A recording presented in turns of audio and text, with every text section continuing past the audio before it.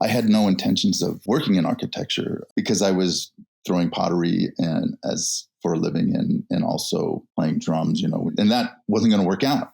Father-in-law was a builder, and we had gone out one night, and he, of course, had his concerns. It's his daughter, and like, what are you going to do type of thing. We were in a movie theater and watching the movie, and he got up and he said, I have an idea. And he went to a payphone, and he got me an appointment with the architect that he used. I did work for him very hard for 7 years. I decided, this architecture thing is a lot of fun, and it's for me. And so.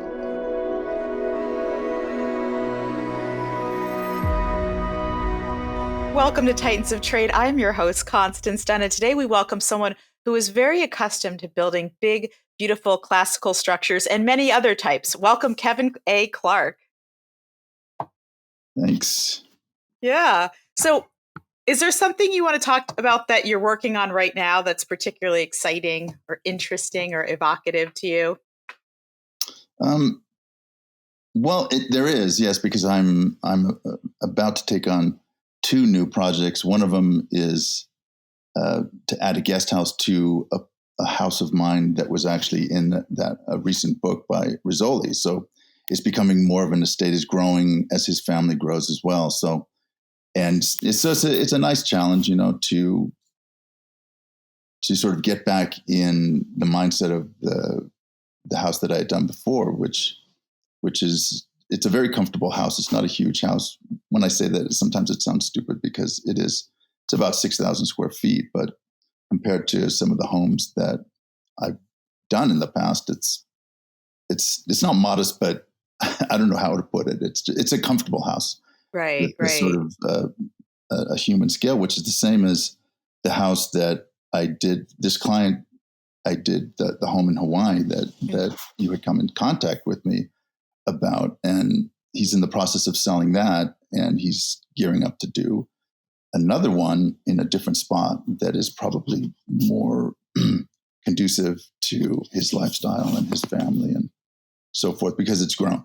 They're nice challenges because, maybe it's not such a challenge in the sense that this person has become a very good friend of mine and a client. And so it's nice to be able to, add something new to what he has and do something new. So, because we know each other so well at this point. And the house that you're you're adding a guest house, is that a Spanish Colonial Revival? Yes. Style? Okay. Yes, it is. It's one that's on my website, and it was recently in a new book, and it's very much period accurate Spanish Colonial Revival. However, the inside is, you might have a question about this later, but the inside is really more, it has all the classic detailing, but it flows more openly than I think people envision. Spanish architecture. Will just shorten it down to darker, maybe smaller rooms that aren't, so that's sort of part of the challenge with that style, trying to create something on the exterior that you'd think, oh, this was built, in the 20s, which was the golden sort of age of that style with the architects that were working at the time. So, and then to do another Hawaiian plantation style or Hawaiian bungalow style in Kauai is that's again a challenge, because I think it came out successfully on the first one, and getting a second opportunity to tune up things that maybe I didn't feel weren't, let's say, exactly right with the first one. So it's always a challenge. There's always a challenge because, you create these things and then you have to put them in front of people and hope that they, hope they like it. I always hate that initial drop of putting things in front of people, because sometimes there can be that pause, that is either they react immediately, or the longer the pause, sometimes the worse I feel about, the result. Anyway, yeah. And sometimes that pause can just be someone taking it in, because I've done that before too. When someone asks me a a question, and I really just want to think, and it's almost like socially the pause. It's like we're supposed to answer really quickly. Yeah. You know what I mean? So it could be that they're taking it in, especially your projects are very significant in terms of their scale and complexity. The Rizzoli book, that house, which one, what is it called so we can go check it out? Or It is, I think they're calling it Montecito Estate, I think. okay. There is no technical sort of name for that house. Right. There's one house in there that the owner had called it El Sueño, and so it's not that one, and it's Okay. not. There's a smaller home that's in the book too. So there's three of them, among others. The book was supposed to be about currently working architects that are creating that style, almost basically showing that it can be done. I think people look at, Right. they just figure it's an old house, or old houses, look that way because they're old. And it's not really the case. I mean, George Washington Smith and Meisner, they were doing the same thing we do now. They were trying to make something look old. And so with that time, I think it looks that much older. And there's some people that are they really want that. They really want that. If they could have found the home that they ended up in, they would have purchased it without having to go through sometimes excruciating ordeal of building a home. Uh-huh. So if you know what I mean, it's usually a 4-year process. So, Is that right? 4 yeah, years. between the time I get a project and the time they're in. Now, some of them have gone much quicker for several reasons. If there's somebody very, decisive, they make quick, and they don't make changes later on. They understand what they were, the product end result better than a lot of people. Now, things have changed so much because of, computer aided work, SketchUp and everything else. And sometimes, I don't know if we were supposed to delve into this just yet, but it is, sometimes I feel like the client almost knows too much, in a sense that, I've been doing this for, God, it seems strange, but it's like 35 years or something. And so along the way, people, they just had to trust that it was going to be good, Right. So you didn't have to have every single angle of, of a space or a room. I always provided renderings and drawings and so forth that hopefully they understand. And I do make quite an effort for that. But now, you can look through every room. My son works for me, and he's pretty amazing. And it's a good thing that I didn't have to do that to get where I am, because I didn't have that type of skill set, anyway. Yeah. And I'm curious, is this a Rizzoli book about like Spanish Colonial Revival style homes? Yes. Oh, okay. It's called, I don't even remember what it's called. The Spanish House, I think, is what it's called. Oh, okay. And it's funny, I always have to catch myself because I always want to call you an architect, and you are very good about reminding me that it's like a design architect, that you actually never went to architecture school. But I think it's very interesting because you, of all people, especially with the scale and the style of homes you build, and I'm curious about how you got your start and why you decided, why it was not necessary for you to go to the kind of conventional route in that regard. Well, there's a very fortunate aspect about it. I had no intentions of, working in architecture. I married pretty young, and my father-in-law was a builder, and we had gone out one night, and he, of course, had his concerns. It's his daughter, and like, what are you going to do, type of thing. Because I was throwing pottery and as for a living, and also playing drums, which is, and that wasn't going to work out. So he knew I could draw, and he got me a job. We were in a movie theater and watching the movie, and he got up and he said, I have an idea. And he went to a payphone, of course, payphones. And he got me an appointment with the architect that he used, who was he had become a very prominent architect, a good one. His name's Gus Duffy. And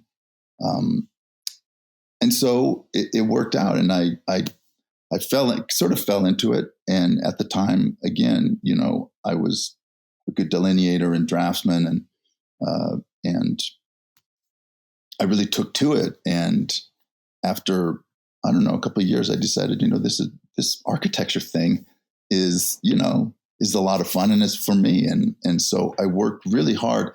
Like I said, I didn't go to school to learn about architecture and sort of get where I am. But I did work for him very hard for 7 years. And he was a person that I had to learn by attrition. I mean, he sort of did throw me into the frying pan at times, and which was great. I mean, it was difficult sometimes.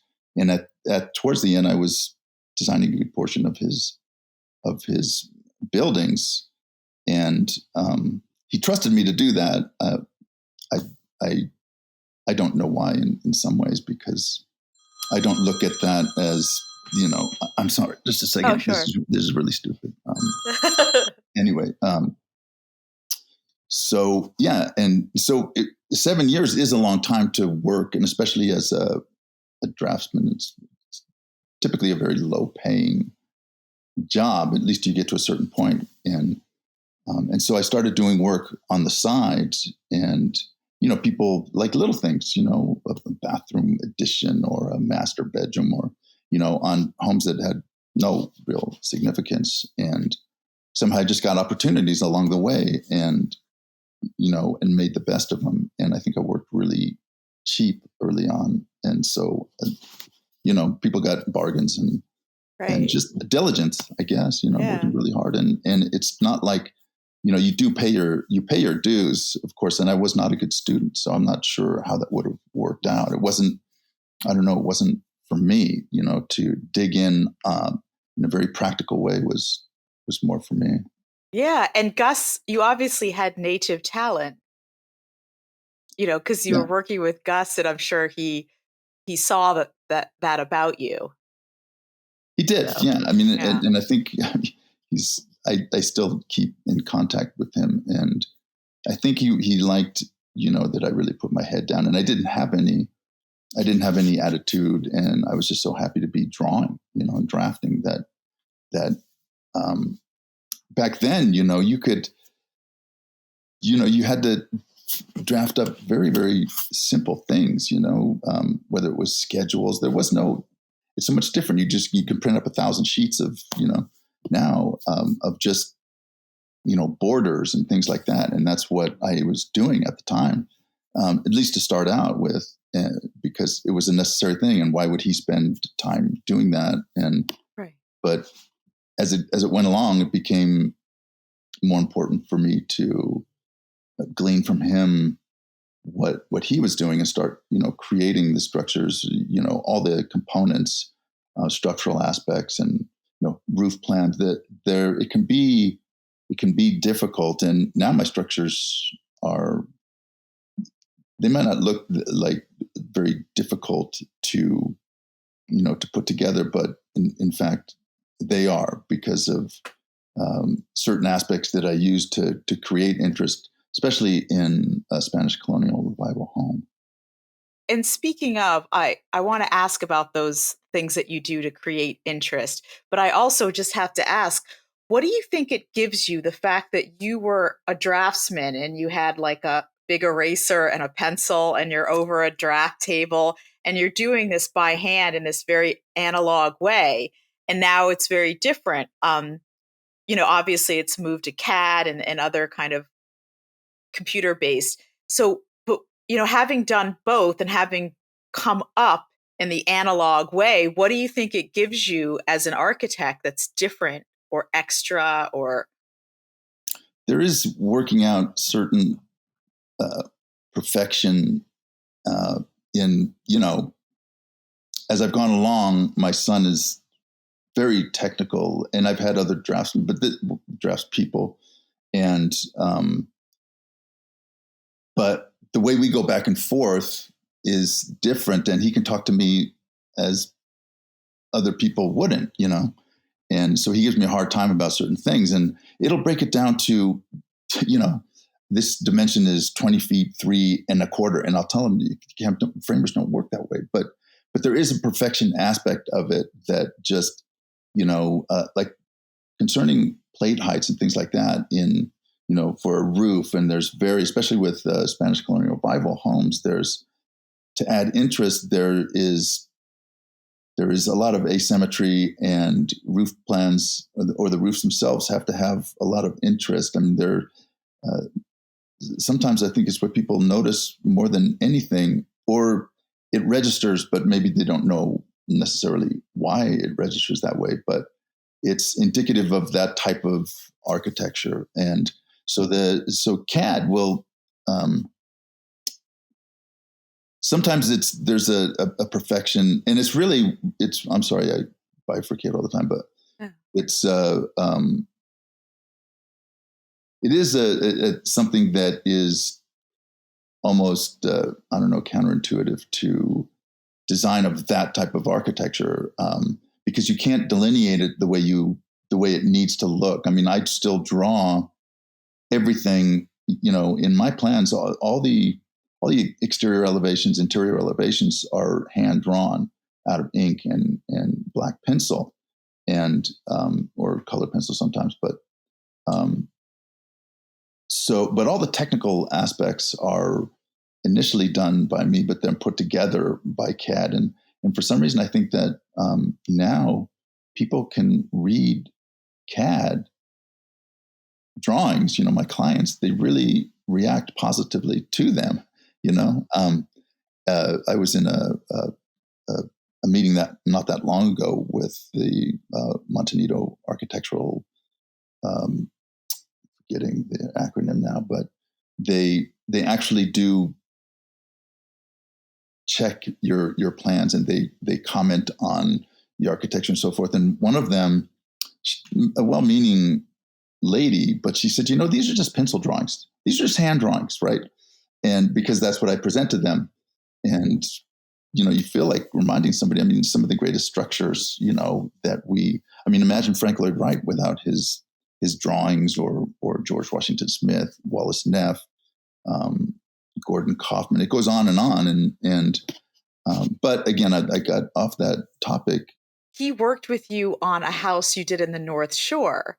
Yes. I wrote about this house, and that's how I, got connected to you. And didn't you also you were the overseer of the building and the construction of your design? You didn't just deliver the plans and then say, tally ho. Yeah.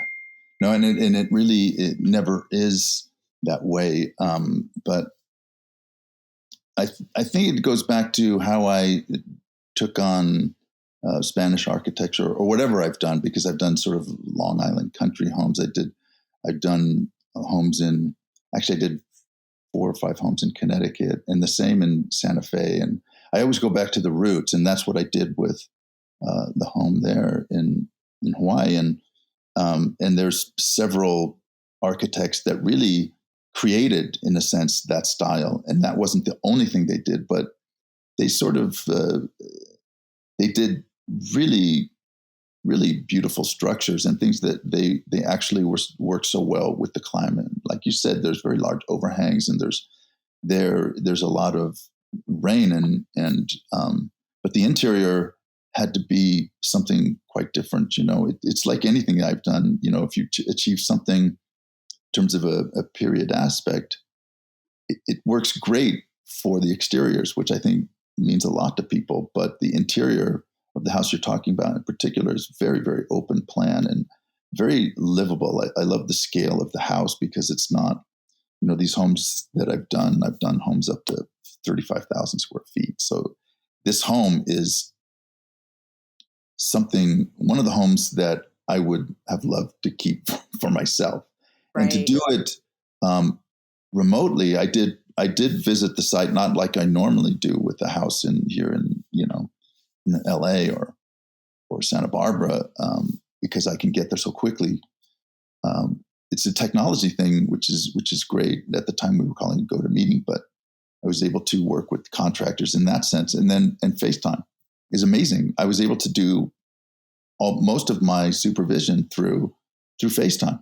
That's We amazing. work out whatever issues that it is, and I would rather have been there, but flying back and forth is just not possible. I mean, I do it.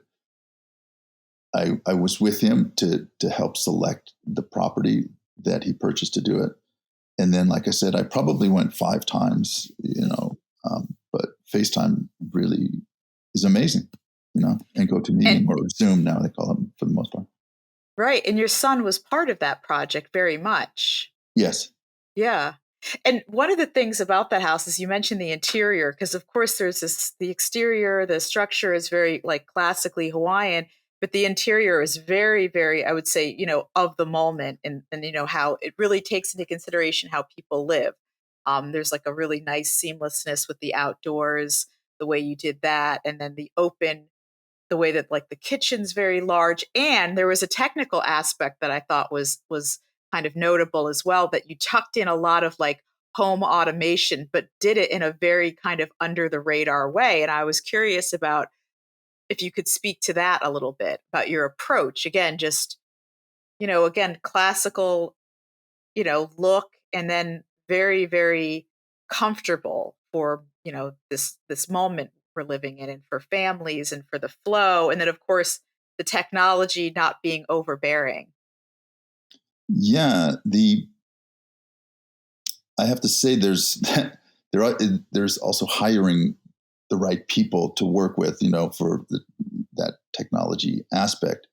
But, especially with respect to lighting systems are so complicated now. And that one does have a very sort of complicated system about it. Even when I stayed there, end up playing with it myself to figure it out.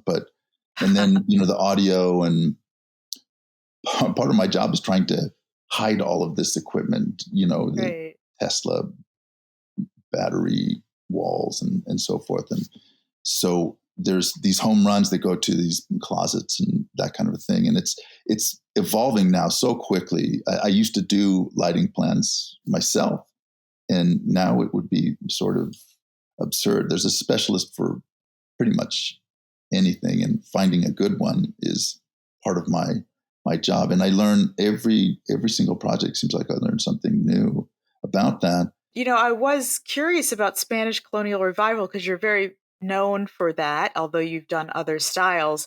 And it was that architectural style that really held you and spoke to you. And I was curious about when that happened, and what is appealing to you about that style. Um, when I worked for uh, Gus, I'll just refer to him as Gus. He had a book, and it was a very small book. It was called The Field Guide to American Architecture, and it's probably the only book he had. And he wasn't really big on architecture books, and or maybe he was. We just didn't have it.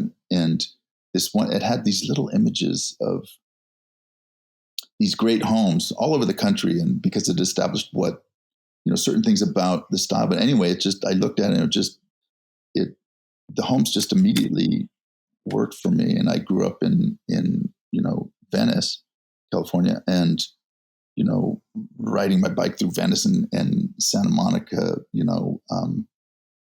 I just had an affinity for it, and the romance of it. It is in a lot of ways our architecture, California's architecture. I think is what people see. When they think of California, they think of a white plastered building, deep walls, and palm trees. And so that's, in a sense, I think it's our architecture. And so I embraced it and still absolutely love it. I've been to Spain and went to several towns there that wouldn't necessarily be, they're sort of off the beaten track. And they were homes that were, buildings, let's put it that way, that were, I think, architects of the 20s, again, the golden age, sort of into the 30s. I think that they had books that had these images. And I think personally, what I did to get a real grasp on it is I ended up I have an extensive library of, actually fiction and architecture books. And I kind of went to the sources that they were using that helped them come up with, because we all, take in from, inspiration, but I don't know, the style just, it, it just speaks to me. And like I said, the romance of it, it's and it's also it adapts really well to, our climate, because the house stays cooler. It is much more difficult to create a house that has a lot of natural light, which is obviously a really important to me and to my clients. It's one of the first things they'll ever say. We want a house that's very light, and so doing that, coupling that with, with that style of architecture it's difficult. But like I said, I've owned homes myself in that style, and it's probably the most comfortable home, I've been in for me. Wow. But And yeah, so there's an elegant simplicity there. absolutely, yeah, and Okay. that's a good way to put it. Yes, And because certain aspects can yeah, be very simple until you get right. into ornamentation, iron, and other aspects of it. But yeah, relatively simple. And so the ornamentation is not really ornamentation for flourish's sake. There is something there that's either utilitarian or Looking at a home of mine and, architects that I am very impressed by. We did things that I use, false chimneys, and I use other things to create interest in it. And they can be very important, and you don't think they are. The ornamentation comes at the top of these chimneys. If you look at any of my buildings or buildings of Neff or George Washington Smith, that sort of thing, those flourishes are at in places that you wouldn't think. And I do. It is quite important when you look at the way let's say windows are covered with plaster, what we call a plastered grill. You've seen them. Then there's sort of diced up in a way that you can still see through them from the inside, but not very well. And I don't know. I have a theory, I suppose, on why that was done. Potentially, maybe to let in the older structures, I think that it was a safety thing, but the same thing is true with iron. Iron is where you see the ornate details, and that's part of the beauty of it. You have an ornate, let's say, grill that's over a window, and you've seen it many times, right? But the flourishes at the top, and that's where you throw in a lot of interest and exterior lighting as well. The hanging pendants, and it's difficult to produce that type of work now. I've worked with people that are real artisans and create quality work that it looks like it's not manufactured. Let's put it that way. And you have to be diligent again, finding that type. And it's out there, in Los Angeles, especially, you can find people that have that sort of vintage work. But yeah. there is, in some exterior detailing, entries, exterior doors, there is a certain amount of detail. And if you look at what I've done, I've worked at it really, really, I guess I have a maniacal, interest in detail, especially with that style, because it's sort of self-perpetuating. I don't know if you were going to ask me a question about a certain project, but the project that I had done for Buckingham, Lindsay Buckingham, I kind of consider my career pre and post his house or their house, and because I learned a lot doing that structure in particular.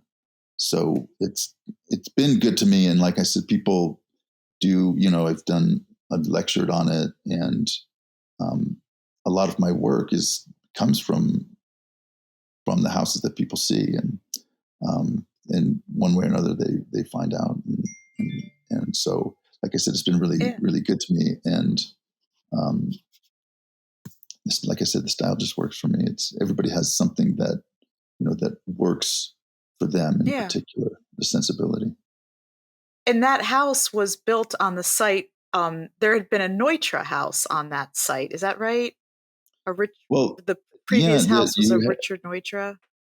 yes, there. You had a note about that, and the house that was on there,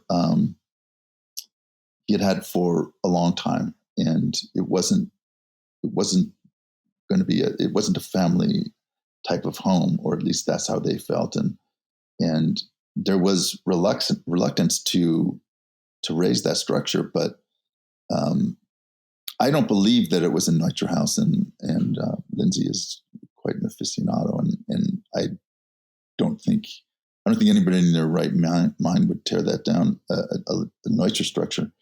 Um, but it had a little bit of a feel of that, and I might be wrong. I mean, but Right. but the detailing on that was much more bulky. It wasn't indicative of something he would do, and I would have known. I'd like to think I would have known, but I was Right.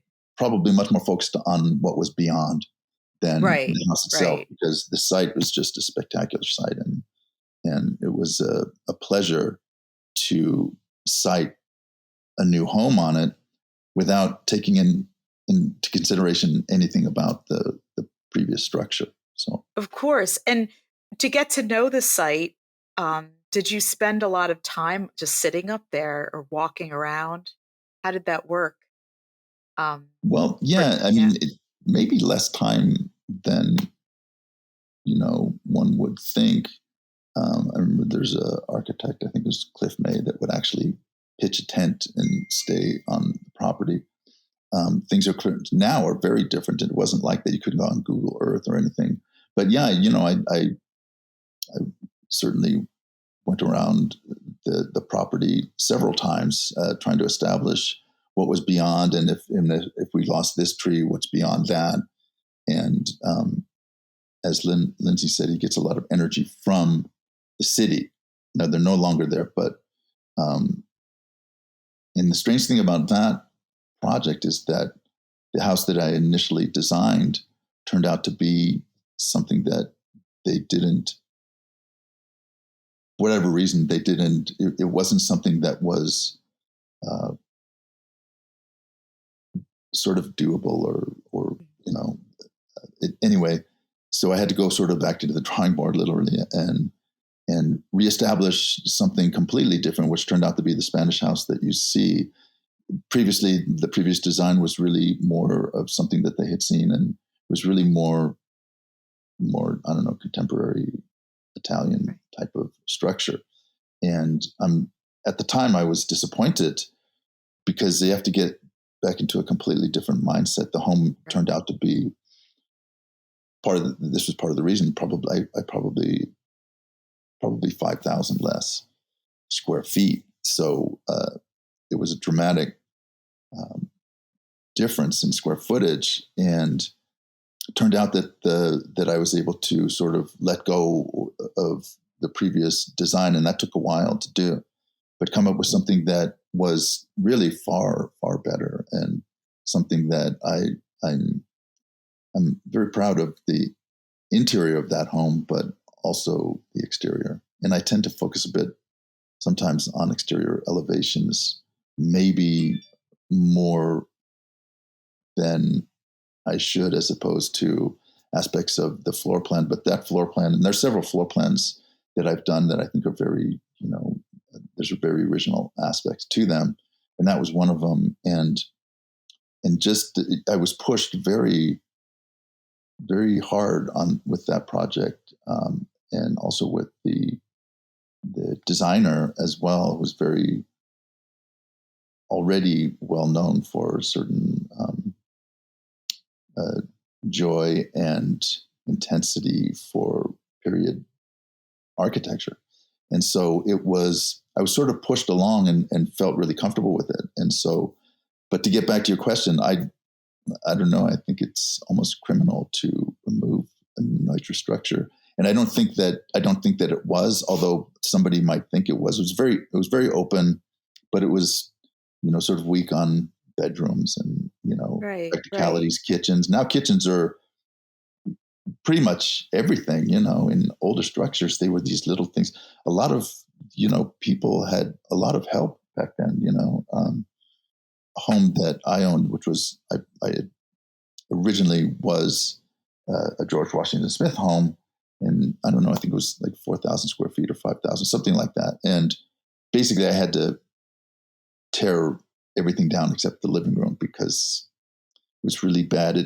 It didn't survive the 70s, as a lot of homes didn't, and so there were some really awful things that were done, and very unsympathetic additions, that kind of a thing. But the point is that in that size home, there were still two staff rooms, which were very small. But and the kitchen was relatively small. Because I don't know what it was, but people lived differently, not the way we live now. They congregate more together. I think the family is much more involved. Children are much more involved now than they were. And I've been through all these different aspects. I think early on I was hired because my children were young, and people that I worked for were young and having children. So they thought, well, I could relate to that.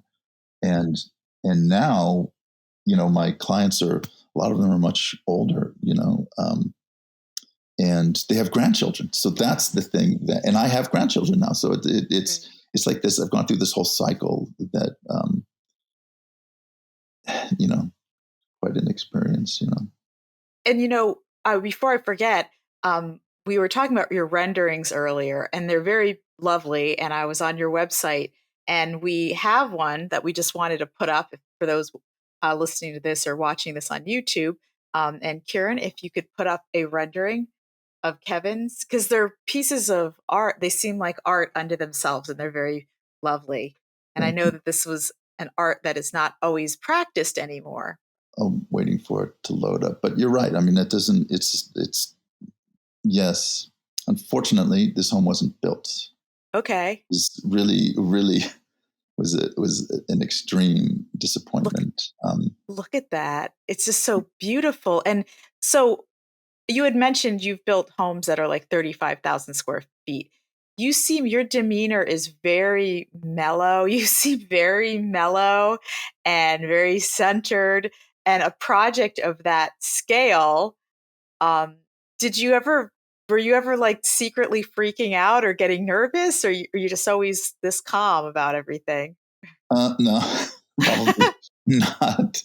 If you talk to my wife, but um, it for me. There's this astonishing thing, of working for people, like somebody that hires me and trusts me to do this, right? Because they're you spending ridiculous money to achieve something that's done right, especially like a house like El Sueño. And so there's a humility that comes along with it, and I have to try to envision myself living in anything that I do, and with like a home like this, I suppose I would have loved to live in this home, but it's not my personal, wouldn't it be? It would not have been an ambition to have something like this, and because I suppose I had a very, I grew up with. It sounds funny, but I have uh, three brothers and a sister, and we all had these very small rooms and shared one bath, which would be an absolute absurd notion, for anybody that I worked for. So it's like, of course, kids have to have their ensuite bathrooms, and like it would be preposterous not to think so. And so I came from a different place. Perhaps that's why the house um, in Hawaii was so comfortable for me, because it had more of a scale that I could feel comfortable in. But I work really hard on trying to create a human scale to everything I do. And when I say human, I'm not even exactly sure what that means, but you know what I'm saying. It's something that people feel comfortable in. They don't feel like so small in it, and it's difficult to achieve sometimes, and I can't relate that well to people that have, $20 million to spend building a home, but it's more this delight I get in the fact that people would trust me to do it, sort of coming from nothing in a sense. Yeah. And it's surreal. Sometimes really is surreal. Especially when you get into, like I said, this home was very difficult for me. And the person was an artist. It was done for Massimo Giannulli, and we were both disappointed that we didn't build it, because it was right in the same period I was doing 2 other homes that I thought were really important. And I do take time. These drawings are done. There's one in particular I like quite a bit, of that El Sueño project, which is a bird's eye rendering. And I suppose I pride myself in the idea, because if you look at most of mine, and I've heard this from builders, that my drawings and renderings the end result is what you see. They're not, because I've seen a lot of renderings, not as much now, because everything people render in 3D so easily. But I use tracing paper, actually, in black ink, and then just colored pencils. The way a pencil and pen bite into paper, that type of paper, it feels different. It works different. And I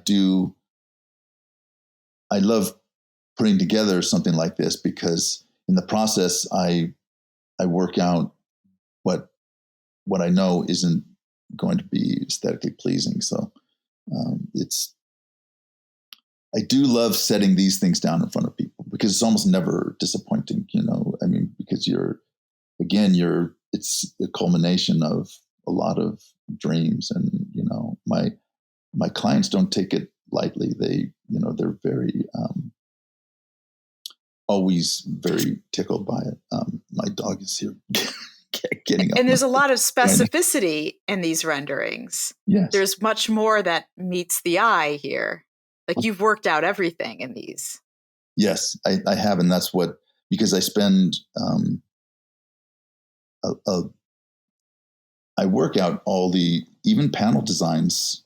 If you look at them, there's a lot of complexity, and a house like, I keep referring to El Sueño, because it's probably the most important thing I've ever done. And